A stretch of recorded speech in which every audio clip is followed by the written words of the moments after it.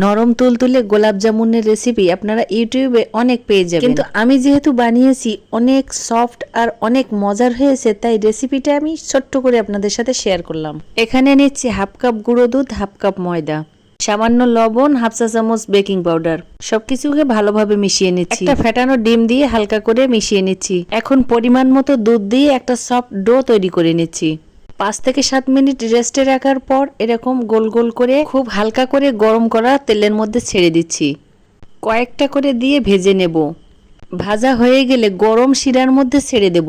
1 cup চিনি double পানি দিয়ে শিরাটা জাল করে নিয়েছি। ছোট পাত্রে ধরছিল না, বড় পাত্রে ট্রান্সফার করে নিয়েছি।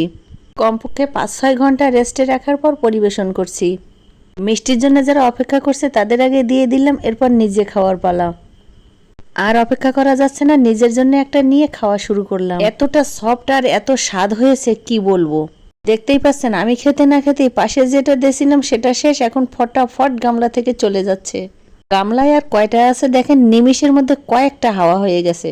খেতে এতটা মজার হয়েছে। চামচ দিয়ে কাটার পর কেমন হয়েছে তা তো দেখতেই পাচ্ছেন। আর এটাকে হাত দিয়ে চাপ দিয়ে ফাটিয়েছি। দুটোতেই অসম্ভব রসে টইটুম্বুর।